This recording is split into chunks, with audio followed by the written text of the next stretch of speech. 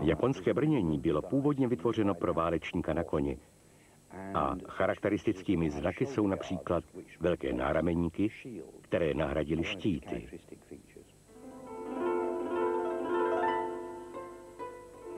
Japonská přilba je rovněž přepichová a exoticky zdobená, ale stejně jako brnění je navržena pro praktické ochranné účely.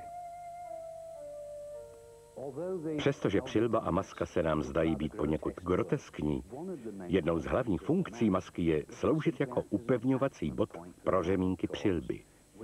Když je totiž upevníte pod bradou, mají tendenci sklouzávat, ale když je přivážete k masce, přitáhnou přilbu těsně k obličeji.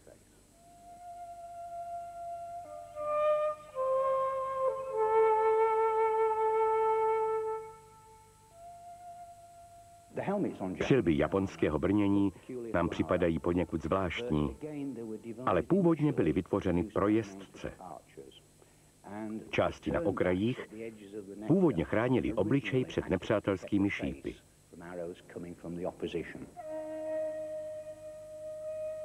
Japonské zbraně a brnění jsou jedinečné. Definovaly individualitu samuraje a roli, jakou hrál v japonské kultuře. V příštím díle uvidíme, že mnozí muži kráčeli Evropou do války s nechráněnými hlavami a těly.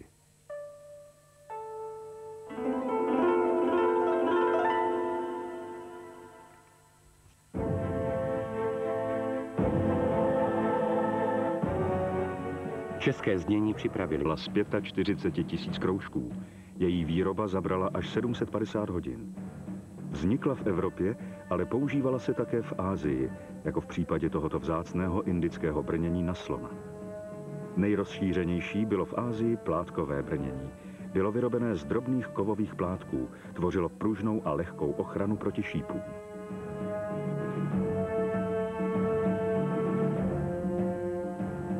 Hlavně v Japonsku se vyráběla tato překrásná plátková brnění. Přepichová brnění zdůrazňovala prestiž samurajského válečníka na bitevním poli i mimo něj.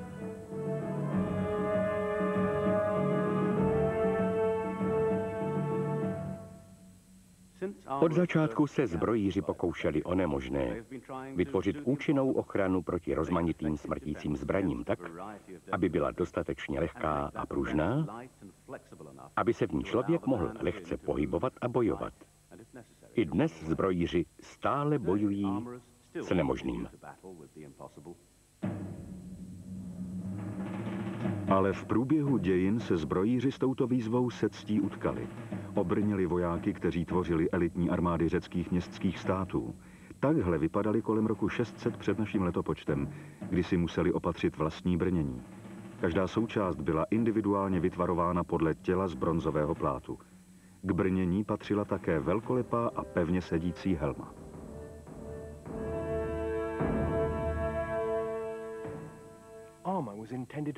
Brnění mělo chránit nejzranitelnější místa, a to byla hlava. Přední část lebky je poměrně pevná, ale úder těsně nad čelist mohl lebku rozlomit, takže helmy byly vždycky důležité. Mnohé z nich chránili nejen lebku, ale také obličej. To byla místa, kde mohly rány vojáka snadno oslepit nebo poranit žíly a tepny krku. Tato původní korintská helma z období kolem roku 600 před naším letopočtem chránila hlavu velmi dobře. Byla překrásným způsobem vyrobena z jediného bronzového plátu. O více než 1000 let později byla tato saská železná helma vyrobena zcela odlišně. V konzervátorském oddělení Muzea Královské zbrojnice byla zrekonstruována replika tohoto nesmírně vzácného nálezu Chrisem Smithem, který znovu objevuje některé dovednosti saských zbrojířů. Železo poskytovalo lepší ochranu než bronz, ale obtížněji se zpracovávalo. Pro sasy bylo železo velice drahocenným kovem a měli ho k dispozici pouze malé množství. Proto středověcí řemeslníci často vyráběli helmy z částí, které musely být posléze pospojovány. Ale několik století předtím bylo pro řemeslníky samozřejmostí vytvořit helmu z jediného kusu kovu. Teprve dnes začínáme chápat, jak dokázali vyrobit něco tak jednoduchého a elegantního. Pro moderního zbrojíře je výzvou vyrobit helmu pomocí starých metod.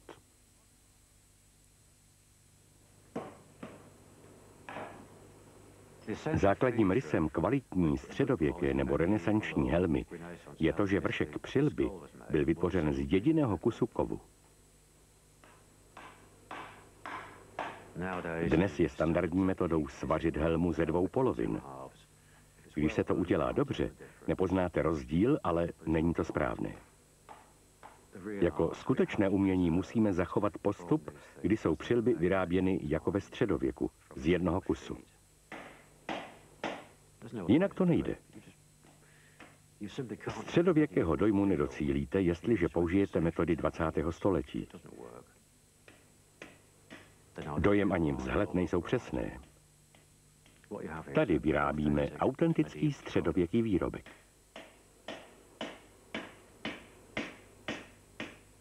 Středověcí řemeslníci byli nesmírně šikovní. Kdyby to, co znali, zapsali, bylo by to dnes pro nás mnohem jednodušší. Jenže to neudělali.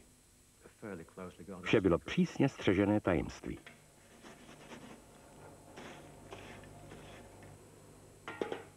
Musíme se znovu naučit celou řadu středověkých postupů, ale vytvarovat z jednoho plátu část brnění, to je umělecká a řemeslná práce zároveň. Je to velice obtížné a musíme na to přijít sami.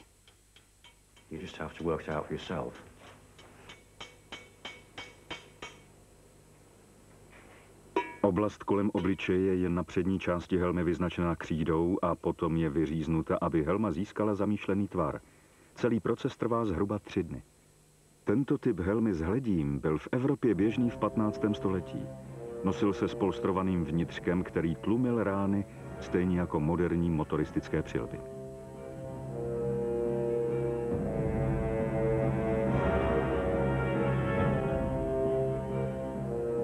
Tato helma rovněž s hledím chránila obličej a krk ještě lépe, stejně jako nejzranitelnější část těla, lebku. Pozoruhodný výzkum odhalil příšerný příběh nejkrvavější bitvy britské historie z roku 1461.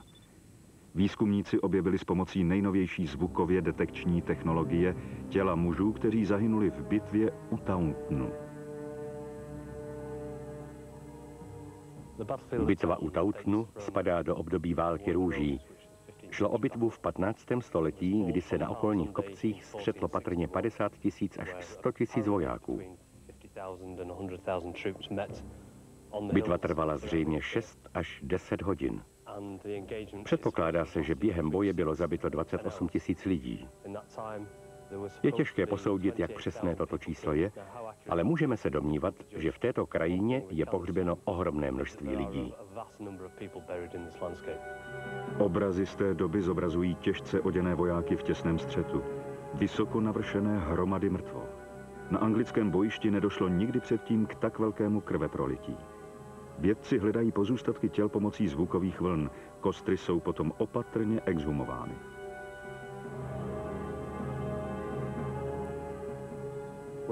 Hledáme masové hroby, které nám snad prozradí více o bojišti samotném.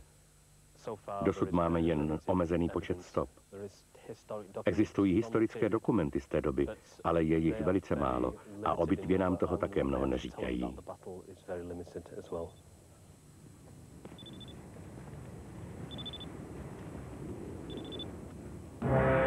Lebky vyprávějí hrůzný příběh o použití sečných zbraní. Vedoucí projektu Anthea Boylstonová vysvětluje, co objevili. Nejzajímavějším nálezem byly lebky s dírami. Dříve jsme se domnívali, že vojáci v té době nosili helmy. Proto pro nás bylo překvapující, že tito helmy očividně neměli. Mnozí z nich byli zraněni v zadní části hlavy. Některá zranění byla zhojená, to znamená, že ke zraněním došlo v předchozích bitvách.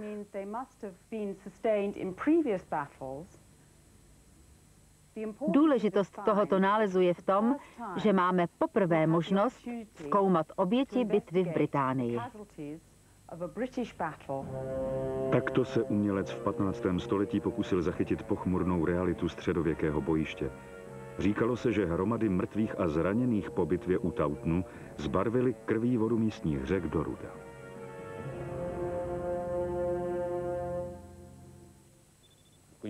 K vyhledávání masových hrobů a ke zkoumání bojiště samotného používáme mnoho nových metod. Všechny tyto metody jsou neinvazivní, zem nijak nepoškodí, kromě toho, že po ní chodíme a mapujeme každý metr.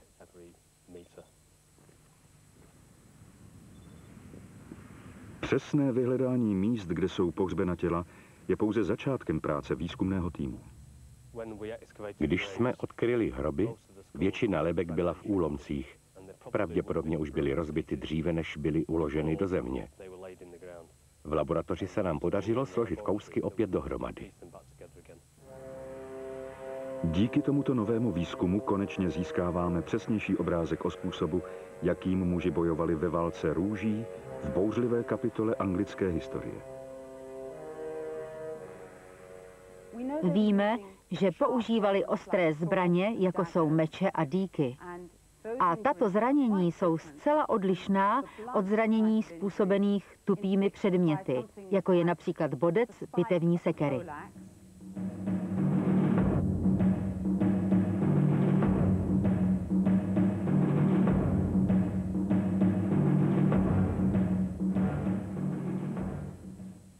Někteří byli zasaženi do obličeje. Ne jednou, ale opakovaně. A to vypovídá o velmi brutálním boji. Na rozdíl od představ, které jsme v minulosti o rytířích, účastnících se konfliktů, měli.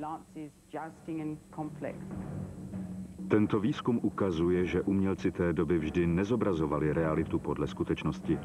Někteří vojáci bojovali jen s minimálním brněním nebo bez něho. S vývojem střelných zbraní a růstem počtu vojáků začaly být výdaje na vybavení brněním neúnosné. Od konce 17. století se muži vydávali do bitev pouze v uniformě.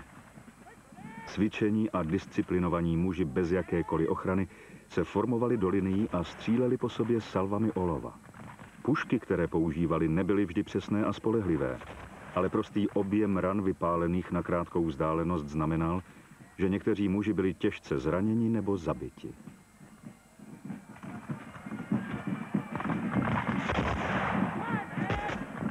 Zahynuli zbytečně, protože neměli základní ochranu těla a hlavy.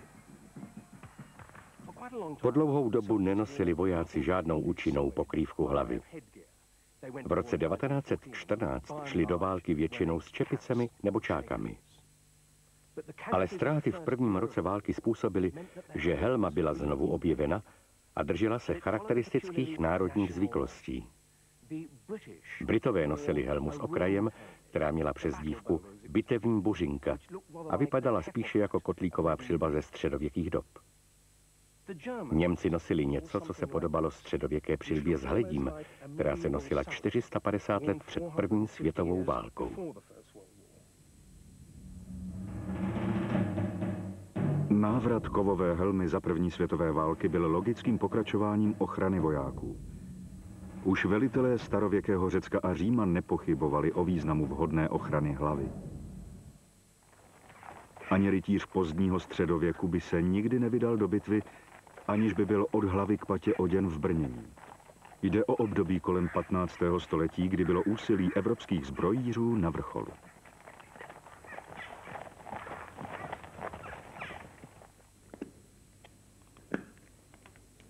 Nošení kompletního brnění bylo v módě pouze asi 200 let a jenom v malé části světa. Pomocí jednoduchých nástrojů formovali středověcí kováři železo a ocel přesně podle obrysů těla. Nejsložitější a nejdražší brnění se skládalo z 200 samostatných částí. Drátěná košile se nosila, aby chránila místa nechráněná pláty, podpaží, křísla a místa, na kterých sedíte na koni. Části brnění byly připevněny tkanicemi nebo řemínky a přeskami. Smyslem bylo rozprostřít hmotnost brnění po celém těle, aby byl nositel správně vyvážený a pohyblivý.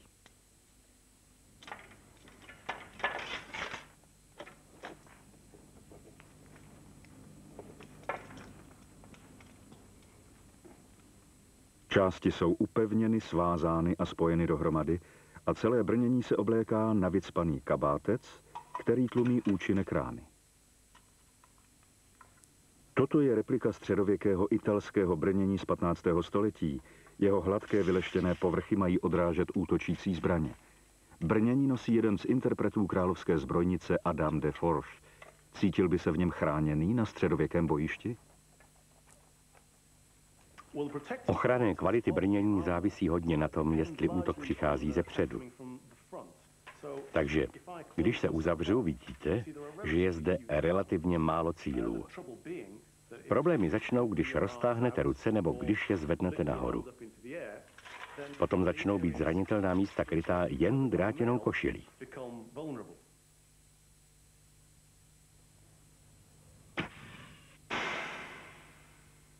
Jak ukazují tyto testy, některá plátová brnění dokázala odolat šípům vystřeleným z luku. Ale brnění nebylo všude tak silné jako hrudní plát. Šíp, který pronikl ochranu paže nebo nohy, nemusel zabít, ale mohl vadit rytíři v pohybu. Dřevěná kuše byla na středověkém bojišti také běžná, ale zdá se, že ani její šipky s ocelovým hrotem brněním vždy nepronikly.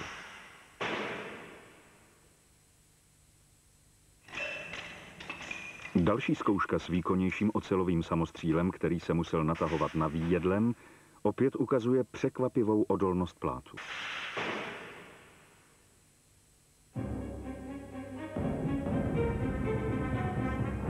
Středověký rytíř se na bojišti pravděpodobně cítil docela bezpečně, i když musel čelit útoku luků a kuší. Ale jak zbraně začaly být schopnější proniknout brněním, jedinou odpovědí bylo vyrobit silnější ochranu, což pochopitelně zvyšovalo hmotnost, jakou musel rytíř nést. Tohle váží asi kolem 30 kg plus drátěná košile navrch. V brnění je hrozné horko. Není tam místo, kudy by horký vzduch unikal, takže se v něm akumuluje a to působí, jako kdybyste byli v sauně. Horký vzduch vás ohřívá a vy ohříváte vzduch. Kabátec uvnitř je vyrobený tak, aby absorboval veškerou vlhkost, kterou vyprodukujete. Takže funguje jako potápěčská kombinéza a ochlazuje vás. Jakmile kabátec zvlhne, vlhkost vás ochlazuje.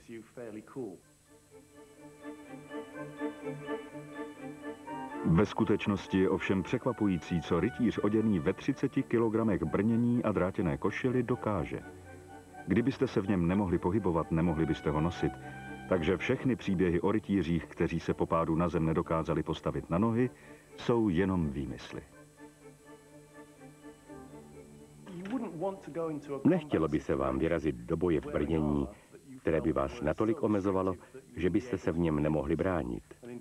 Středověký rytíř měl brnění vyrobené na míru, což bylo ovšem samozřejmě velice drahé. Toto je nejkrásnější brnění v královské zbrojnici. Lví brnění. Bylo vyrobeno v 16. století, možná pro nějaký královský obřad, ale kde bylo vyrobeno nebo kým a pro koho, zůstává tajemství.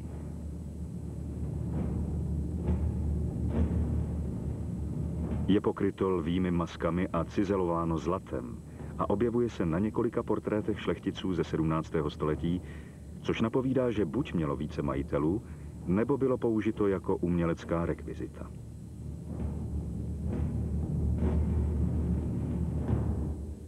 Nejzajímavější je, že se objevilo na této medaili zvané Fallen Hope, kde ho na sobě mají králové Karel I. i Karel II. Medaile se udělovala před bitvou jako povzbuzení vojákům, kteří neměli velkou naději, že se vrátí zpět. Pro koho bylo brnění vyrobeno a proč zůstává tajemstvím, ale majitel musel být rozhodně výjimečně bohatý. Právě nesmírná cena plátového brnění způsobila, že bylo výsadou privilegovaných tříd, jak při turnajích, tak na bojišti.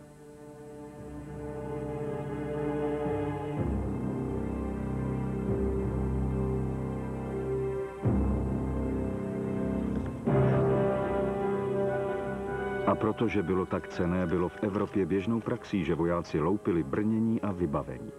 mrtvoly byly slečeny a části brnění byly prodány. Proto bylo na středověkých bojištích nalezeno tak málo lidských pozůstatků v brnění a se zbraněmi.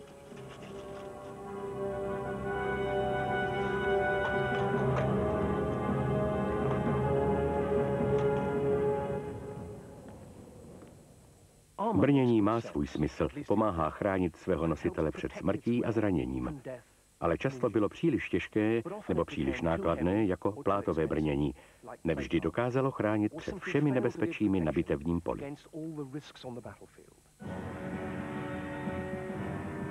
Zdálo se, že na bitevním poli nakonec brnění pokořily střelné zbraně.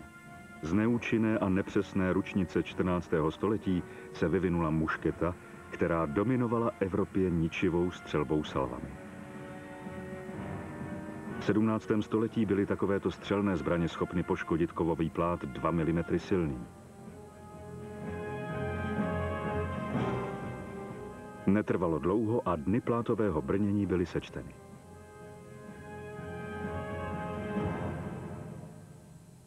Šlo o nepřetržitý souboj mezi výrobci brnění a těmi, kdo na brnění útočí. Jak byly střely výkonnější a kulky rychlejší, začalo být brnění těžší a jeho nošení obtížnější. Ale když to vypadalo, že brnění skončilo, připlížilo se pokradmu zpět. Moderní ochrana těla si bere inspiraci z měkčích látkových brnění, která kdysi byla jedinou ochranou chudých středověkých pěšáků. Staré metody byly znovu objeveny, vědci přišli se stejnými řešeními jako dávní řemeslníci a vytvořili syntetická vlákna, která pohlcují energii vysokorychlostní munice. Některé z těchto nových materiálů jsou 5krát pevnější než ocelový drát a jsou schopny zastavit kulku vystřelenou zblízka z ruční zbraně. Tyto nové ultralehké materiály samozřejmě umožňují extrémně dobrou pohyblivost.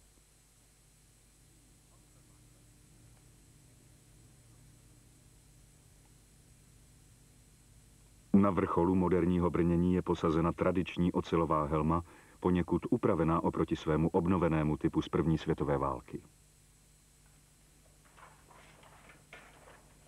Středověcí řemeslníci byli přesvědčeni, že jejich brnění vydrží ránu mečem a zabrzdí šíp.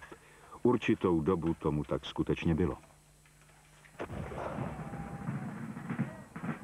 Potom po 300 let vyráželi vojáci do války prakticky bez ochrany, v ostrém protikladu proti středověkému rytíři oděném v kovu. Plátová ochrana byla vždy pouze jednou z možností, kterou měl zbrojíř k dispozici. A i když bylo na ústupu, nikdy se nepřestalo úplně používat. Nám připadá neuvěřitelné, že na začátku 20. století se očekávalo, že vojáci budou bojovat bez ochrany. Ignorovaly se lekce z naší rané historie, kdy vynalézavost zbrojířů mohla rozhodnout, zda muž na bitevním poli přežil či zahynul. Dnes, kdy stále spoléháme na menší počet více cvičených lidí, kteří nás chrání, ať už jsou příslušníky armády nebo policie, je většina z nich obvykle vybavena jak helmami, tak brněním. Kolo obsalo úplný kruh.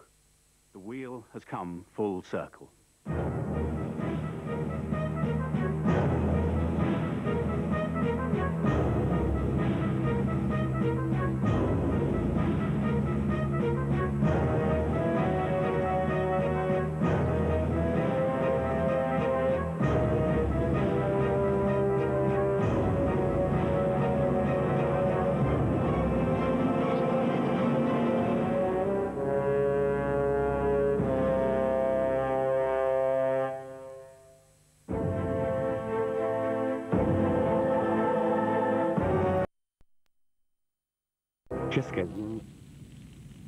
Hrady a obléhání. Část první. Své vesnice a města jsme opevňovali od nepaměti. Stovky let bylo mnoho lidské vynalézavosti věnováno výstavbě nedobytných opevnění. Ukázalo se, že je to nemožné, protože s každým vylepšením byly nalezeny nové cesty, jak se dostat přes opevnění. Hrady chránily vládce panství a jeho rodinu. Hrady rovněž zastrašovaly případné nájezdníky. Musely být bráněny lidmi, stroji a lstivostí. Nadvláda hradu vydržela pouze tak dlouho, dokud stačily zásoby potravin a zbraní. Od nejranějších dob byli nechránění a slabí vydáni na milost násilnickým nájezdníkům. Tyto pustošící bandy nebyly dobyvatelskými armádami, šlo pouze o malé skupinky nedisciplinovaných mužů, kteří putovali venkovem a hledali snadné cíle.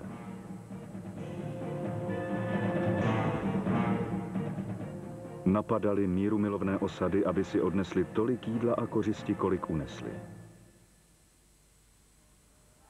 Staří a neužiteční jedinci byli zmasakrováni, zvířata povražděna, úroda zničena. Ženy a děti byly odvlečeny. Všechno, co zůstalo, bylo spáleno. Tisíce krvavých let bezpráví donutili komunity, aby hledali způsoby, jak se ochránit.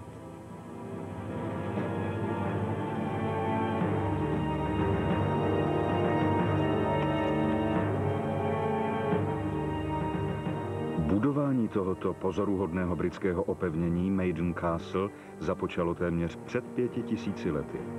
Ze vzduchu vypadá pouze jako posloupnost pozemních valů a příkopů obklopujících velký pozemek. Ve skutečnosti jde o velmi propracované opevnění. Valy jsou místy až 10 metrů vysoké. Vstupy byly navrženy tak, aby útočníka zmátly a ten nikdy nevěděl, kde se nachází. Z vrcholu valů zasypávala nepřítele palba z praku. Pouze legiím říše římské se podařilo překonat toto opevnění pomocí ničivých obléhacích strojů jako balista, obří a mocný vrhací stroj.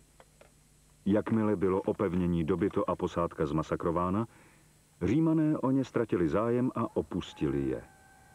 Potřebovali vybudovat vlastní pevnůstky na strategických místech, aby mohli zásobovat a vyzbrojovat početné armády, jejichž úkolem bylo udržet pod kontrolou britské kmeny. Římské legie nechránily nevinné britské vesničany. Jejich opevnění byla nástrojem imperiální nadvlády. Během 350 let, kdy Římané okupovali Británii, vybudovali mimořádný řetěz opevnění. Jejich příspěvek britské krajině přežívá dodnes.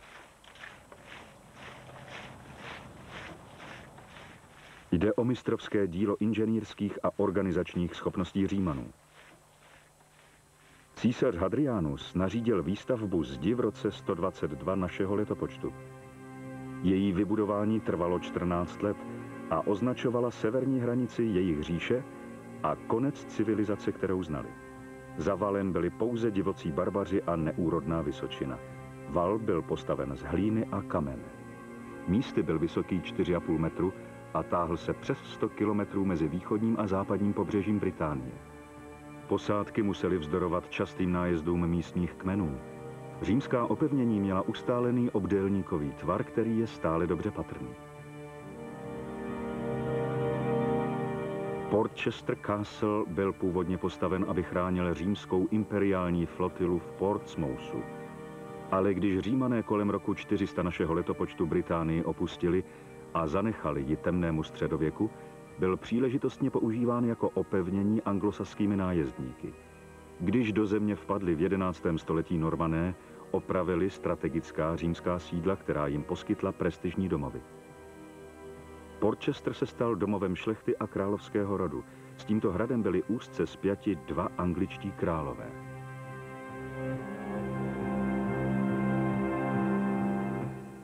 Rytíři na koních před vznosným hradem jsou trvalým obrazem středověkého života. Hrad byl po staletí symbolem královské nebo šlechtické autority, ale především reprezentoval vojenskou sílu. Většinou existovala stálá rovnováha mezi útokem a obranou. Jak se zesilovalo opevnění, vyráběli útočníci nové zbraně. Když se objevily nové zbraně, obránci vyvinuli nové obranné prostředky. Potřebu postavit mnoho nových opevnění přinesla do Británie další invazní vojenská síla. Po roce 1066 to byli Normané, kteří výrazně ovlivnili pevnostní architekturu v Británii. Hrad Corfe postavil Vilém Dobyvatel. Předtím, než dobyl zemi, existovala opevněná panská sídla. Normané postavili svá opevnění na vyvýšených a strategických místech, aby ovládali okolní krajinu. Velký počet kamenných hradů vydržel dodnes. Původně byly postaveny narychlo ze dřeva, aby udrželi na uzdě poražené Anglosasy.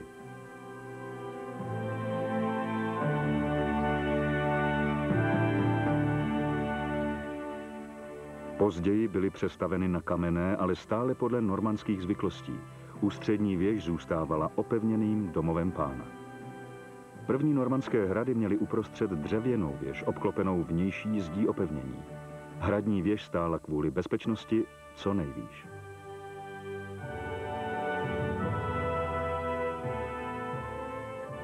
Pod ochranou hradních zdí vznikaly malé vesnice a městečka. Hradní pán a jeho rytíři žili uvnitř, připraveni vyrazit na útočící armádu nebo potlačit místní vzpouru.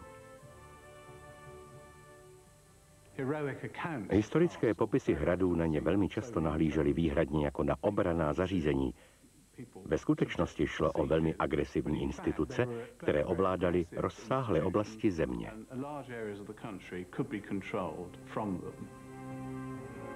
Do 13. století byly postaveny stovky mocných kamenných hradů jako důkaz kontroly Normanů nad většinou země. Věž byla větší a odolnější a stále byla domovem majitele hradu. Abyste mohli žít na hradě, museli jste se z něho a do něho dostat, ale otvory ve zdech dělaly pevnost zranitelnou. Dveře a brány musely být speciálně chráněny proti útoku.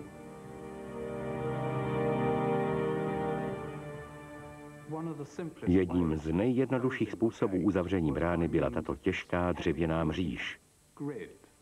Takzvaná padací mříž, kterou bylo možné velmi rychle spustit a uzavřít bránu. Byla velmi těžká a k jejímu zvednutí bylo zapotřebí speciální zařízení. Postupně byla dřevěná padací mříž zesílena železem a vybavena vražednými bodci. Když byla spuštěna padací mříž a zvednut most, byl hrad velice bezpečný. Obránci hradu byli schopni odolávat velmi dlouhému obléhání.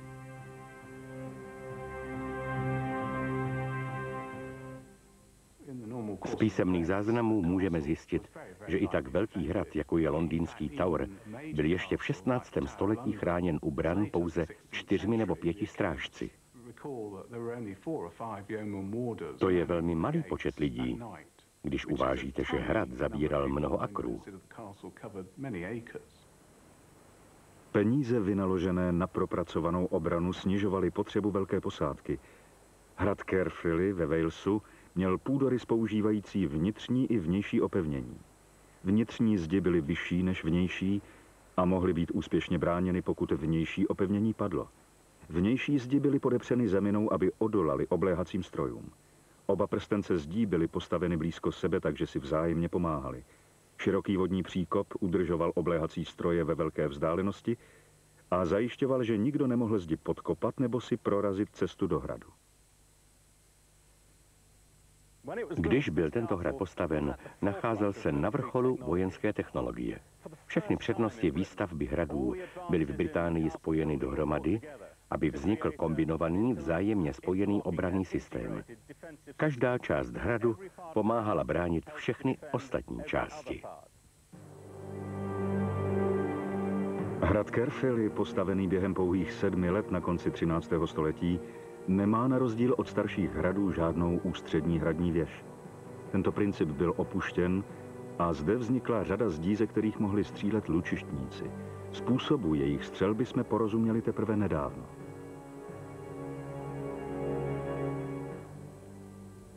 Ve středověkých rukopisech často vidíte ilustrace obránců hradu, kteří se nahýbají přes zeď a střílejí dolů na útočníky. Ale tady to není možné, protože zeď je příliš silná a já se přes ní nedokážu naklonit, abych mohl použít zbraně. I kdybych mohl, otvor je příliš úzký, abych jim mohl prostrčit samostříl. Nemůžu střílet ani z dlouhého luku, protože zeď je příliš vysoká. Je to dobré pro střelbu z odstupu na větší vzdálenost. Bylo zde potřeba použít k obraně zdí jiné prostředky.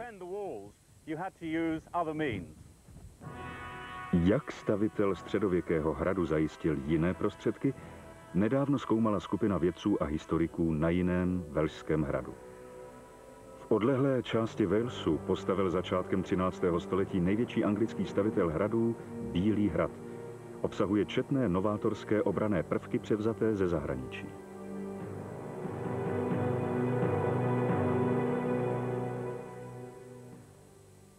Byl postaven, respektive obnoven Eduardem I., lordem Eduardem. Šlo o zkušeného křižáka, který očividně sledoval vývoj hradů ve svaté zemi a přinesl si některé nápady domů. Zde jsou zdi bráněny řadou bašt, vyčnívajících kruhových věží rozmístěných podél obvodu tak, aby jedna byla na dohled nejméně dalších dvou. Bílý hrad představuje ohromnou finanční investici. Jedním z důvodů, proč to král dělal, bylo snížení počtu vojáků, které potřeboval k obraně oblasti. Typické posádky hradů byly velmi malé. Jeden velšský hrad měl posádku o 11 mužích a úspěšně se bránil proti vojsku velšského prince Owena Glendoora. Do hradebních zdí byl zaveden nový prvek – střílny. Lučišníci mohli pokrýt velké území a střílet s absolutní přesností. Toto byla smrtící zóna a každý útočník, který se v ní ocitl, byl ve smrtelném nebezpečí. Prokázali jsme, že pokrytí zahrnovalo téměř celou oblast kolem hradu jako palebnou zónu. Jinými slovy, pokud jste se pohybovali v blízkosti hradu, mohli jste být z jedné z těchto skulin ostřelováni. Útočící lukostřelci a střelci z kuše si uvědomovali, že jejich šance zasáhnout obránce je prakticky nulová. Jejich šípy vystřelované třeba i z krátké vzdálenosti jen zřídka kdy pronikly úzkými skulinami do hradních zdí. Ale obránci uvnitř hradních zdí měli dost času na přesné zamíření a výstřel. Z těchto chráněných pozic mohli lukostřelci způsobit útočícímu vojsku značné škody, ačkoliv střelba těmito úzkými skulinami stále vyžadovala velkou dovednost. Ve Velké Británii jsou unikátní mimoúrovňové napříč umístěné štěrbiny příčníky. Smysl těchto příčníků pochopili vědci teprve nedávno. Tyto střílny neposkytovaly žádný jasný záměrný bod. Když lučišník natáhl luk, neměl k dispozici jasný bod, na který by mohl zamířit. Má mířit na horní nebo na dolní štěrbinu. A v tomto okamžiku velmi často chyboval.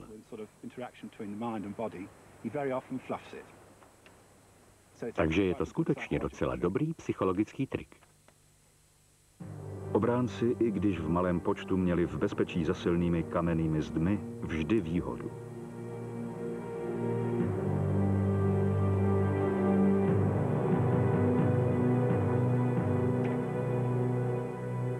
To útočníky nutilo vymýšlet strategie, jak překonat tato zdánlivě nedobytná opevnění. Útočník měl v zásadě dvě možnosti. Mohl se pokusit dostat do hradu tajně, dříve než na něho budou obránci připraveni. Ale to velmi často nezabralo. A tak neměl jinou možnost, než zahájit formální obléhání. Obléhání bylo mnohem běžnější než bitva v otevřeném prostoru. Vojenská nadvláda se ve středověku točila kolem hradů. Kdo ovládal hrad, ovládal oblast. Hrady představovaly neustálou hrozbu a proto byly tak často napadány. Ale tyto útoky vyžadovaly trpělivost, protože byly velice zdlouhavé. Konvenční obléhání zřídka kdy trvala jen několik dní nebo týdnů. Eduard I. obléhal jedno skotské město 3 měsíce a jedno velšské město bylo obléháno 7 let. Dokonce i se zbraněmi speciálně vyvinutými pro obléhací válku byl pokrok pomalý. Balista, obrovský stroj na vrhání střel známý a používaný od klasických dob, dokázal metat oštěpy, kameny a hořící šípy. Jeho obsluha vyžadovala statečnou posádku, protože vzhledem ke svému omezenému dostřelu musel být umístěn nebezpečně blízko hradu. Bránící lučištníci mohli zasáhnout nabíječe velice snadno. Při jednom obléhání ve Francii roku 1346 nabíječi učinili vážnou chybu při odhadu síly hradu. Umístili své stroje blízko zdí hradu a po chvilce úžasle pozorovali, jak byly jejich nákladné stroje rozbity náhlým útokem obránců.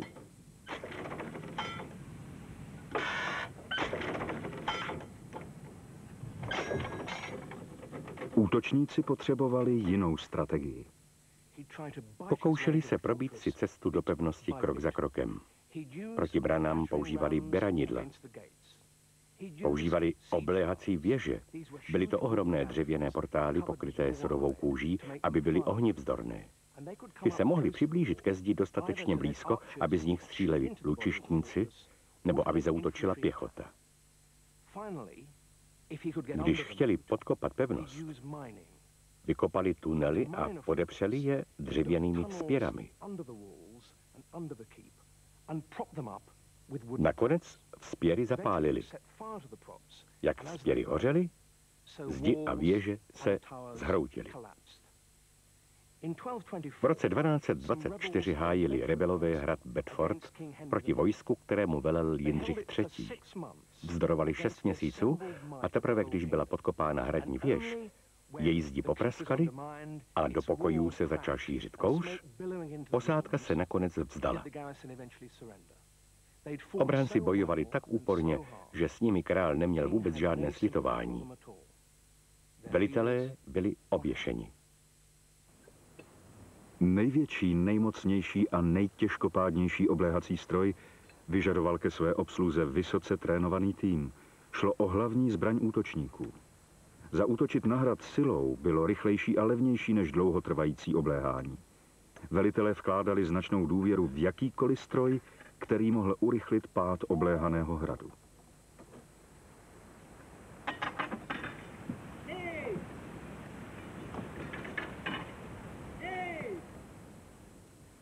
Tento obléhací stroj se jmenuje vrhač kamenů. Původně ho vynalezli Číňané a technologii přinesli ze Středního východu křižáci.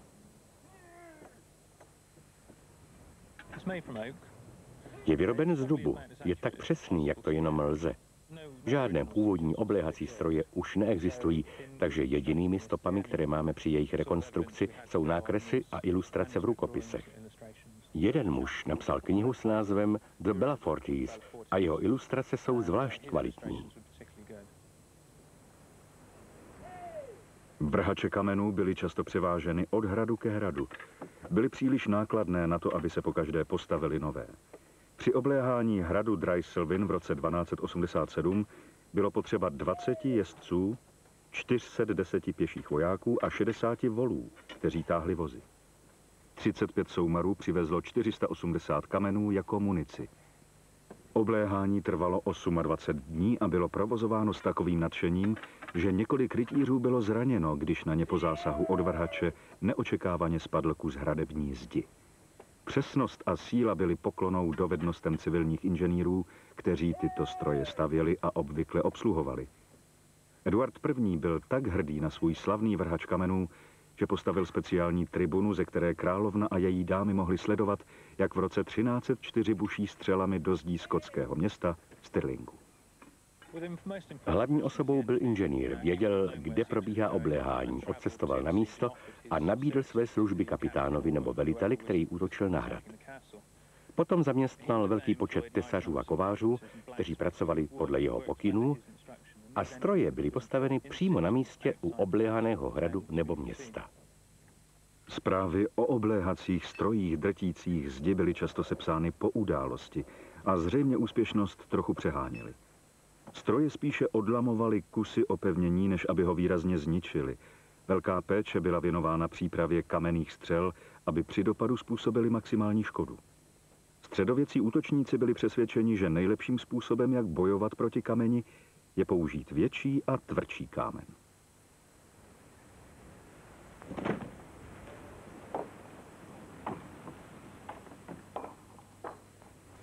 Středověcí lidé rozuměli aerodynamice a dokázali vyrábět kamenné koule. Hodně kameníků vyrábělo pouze střelivo pro tyto stroje. Další možností bylo vzít omleté balvany z pláží nebo z říčního dna, které měly krásně hladké hrany a létaly lépe.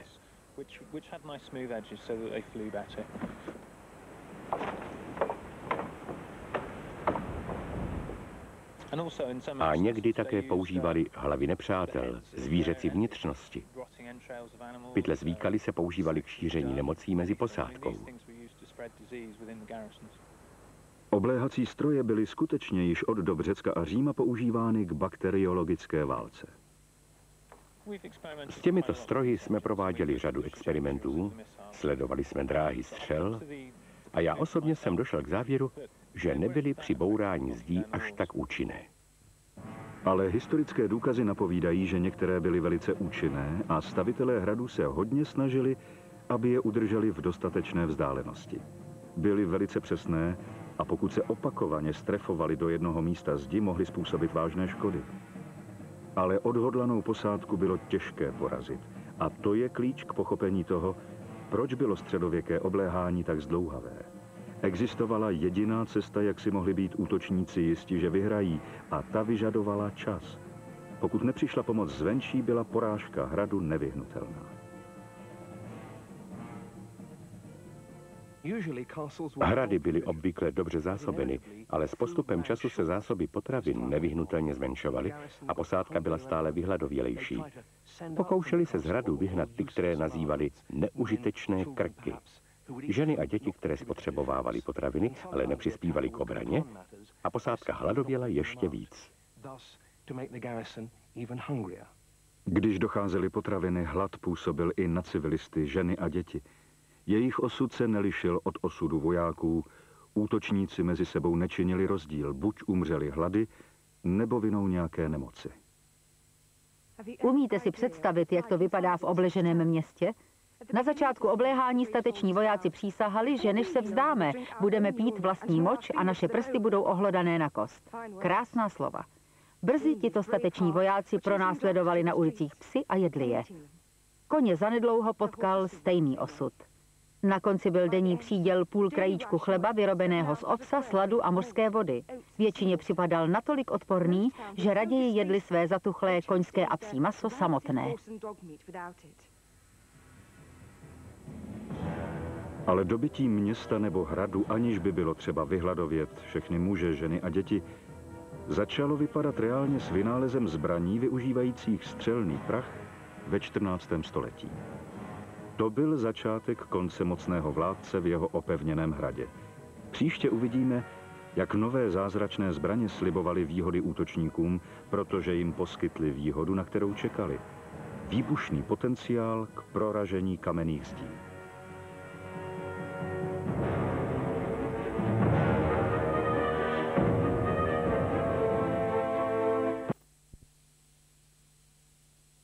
Hrady a obléhání.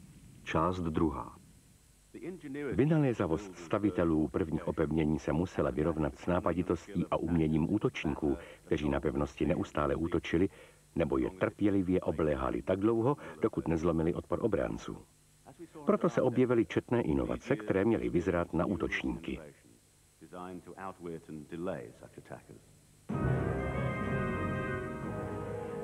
Po tisíce let vládlo bezpráví. Bandité a nájezdníci terorizovali raná osídlení a podrobovali si slabší. Jeden z nejstarších příkladů speciálně postaveného opevnění v Británii, Maiden Castle, je přibližně 5000 let starý. Díky systému hlubokých příkopů a komplexních vchodů, které mátly dobyvatele, byl skvěle zabezpečený. Dobyli ho pouze Římané, kteří vyznačili hranici své říše Hadrianovým valem. Obranná zařízení římské Británie měla za úkol udržet pod vojenskou kontrolou obtížně zvladatelné domorodce.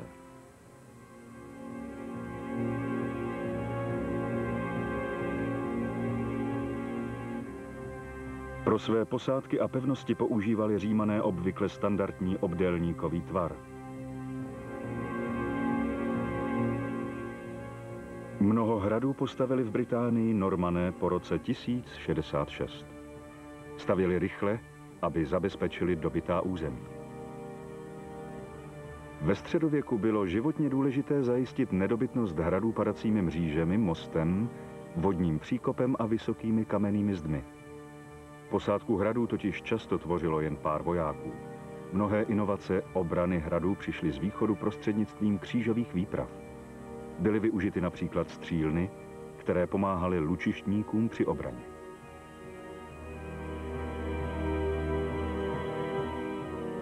Obléhací stroje, nejstarší forma těžkého dělostřelectva, byly jenom jednou z metod, jak překonat obranu. K dobytí hradu bylo zapotřebí i jiných prostředků. Nejstarší, nejjednodušší, ale nejpomalejší metodou bylo vyhladovění všech obyvatel hradu.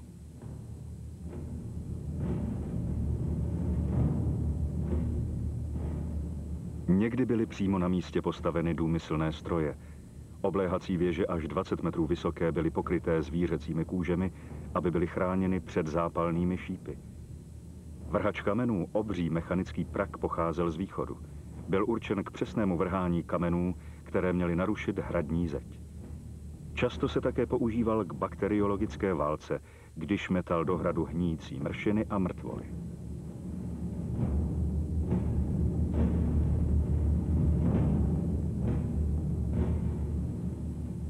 Byl největším, nejsmrtonosnějším a nejpřesnějším předchůdcem moderního dělostřelectva, ale začal být rychle zastaralý, jakmile se objevila technologie využívající střelný prach.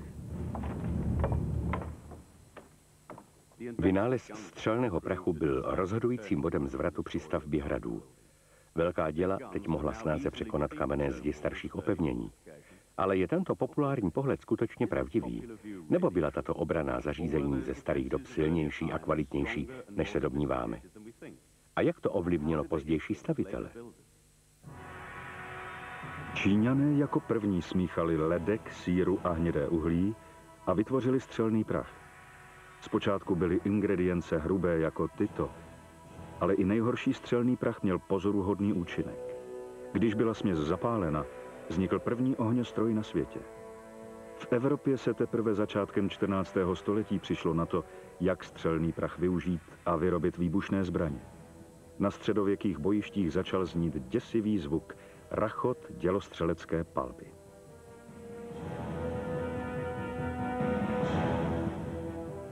Nikdo přesně neví, jak účinné tyto první zbraně byly, ale ať byly použity na bojišti nebo při útoku na hrad či při jeho obraně, musel mít samotný zvuk značný psychologický účinek.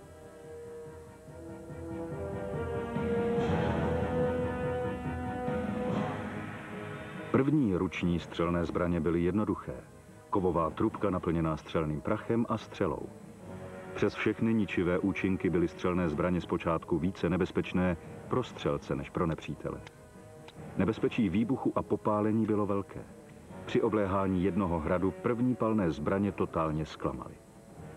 Jeden účastník si zapsal: když to bylo zapotřebí, nedokázali vystřelit ani jednu ránu a po novém nabití se oheň obrátil zpátky proti střelcům. Ale tyto nepředvídatelné zbraně začaly ovlivňovat způsob stavění hradu. V začátcích ve 14. století byla puška velmi primitivní a neúčinnou zbraní. Stavitelé jednoduše udělali ve zdech hradů malé díry, kterými se prostrčily tyto primitivní zbraně. Ale v průběhu 15. století začaly být palné zbraně těžší a přesnější. V londýnském Toweru vidíte věž klínovitého tvaru, speciálně navrženou pro děla.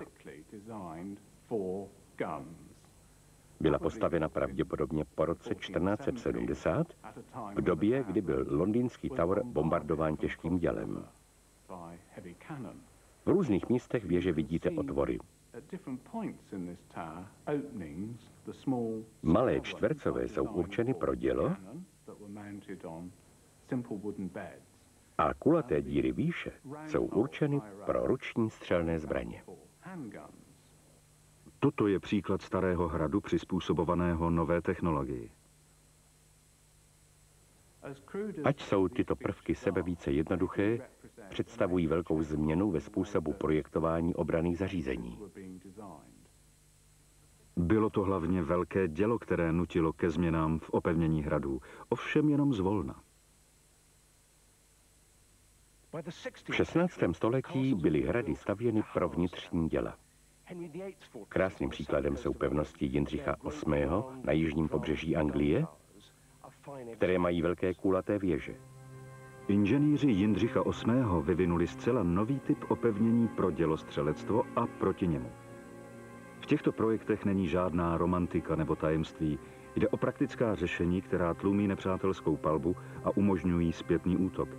Tyto změny stále vycházejí ze stavitelských tradic středověkého hradu.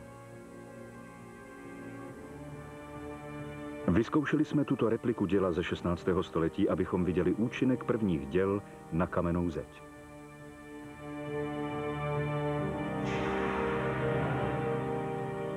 Náraz do silné zdi je tvrdý, ale masivní valy za zdí pomáhají náraz tlumit. Právě tato kombinace kamene a navršené zeminy umožnila mnoha středověkým hradům přestát útok obléhacích strojů a později dělostřelectva. Výstřel z velkého děla zdi nerozbil. Vidíme, že kamenná střela musela narazit asi tady. Vidíte stopy a tady odpadl velký úlomek kamene.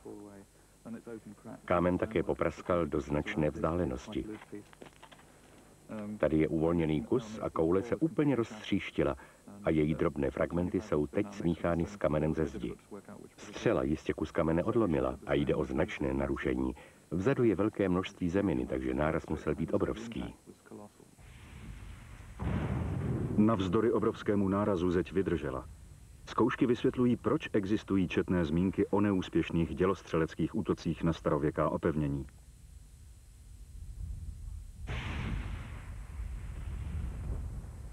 Tento hrad z raného středověku vydržel během anglické občanské války v 17. století kombinovanou sílu 9 těžkých děl. Obléhání trvalo 6 týdnů a o život přišlo 100 útočníků. Hrad, který zůstal pod velením Lady Banksové, jejíž muž byl pryč, ztratil jen 2 obránce. Nejlepším dělům té doby se nepodařilo ho dobít, ale dělostřelectvo se rychle zdokonalovalo a na tuto hrozbu museli hrady rychle reagovat. Hrady se začaly stavět tak, aby odolali dělostřelecké palbě.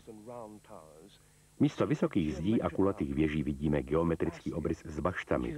Jsou to šípovitě tvarované dělové plošiny vysunuté ven z hlavní zdi jako charakteristický znak dělostřeleckého opevnění. Evropa je stále plná pevností. Mnohé z nich vypadají zhora jako hvězdice na suchu a hodně jich bylo postaveno velkým francouzským stavitelem pevností Sebastianem de Vauban. Sebastian de Vauban byl francouzský génius. Přepracoval obranná opevnění tak, aby se vyrovnala s hrozbou stále mocnějšího a přesnějšího dělostřelectva. Během svého života postavil a upravil přes 160 opevnění. Když v roce 1707 zemřel, byl považován za otce vojenského inženýrství. Francouzští občané se cítili v bezpečí za jeho šípovitým opevněním, které Vauban postavil kolem měst. Počítal, že k jistému úspěchu je třeba 10 útočníků na jednoho obránce. Postavil obranné prvky měst s vědomím, že k jejich překonání by bylo zapotřebí velkého vojska a hodně času a trpělivosti. Šípovité bašty vyčnívající do krajiny byly navrženy tak, aby od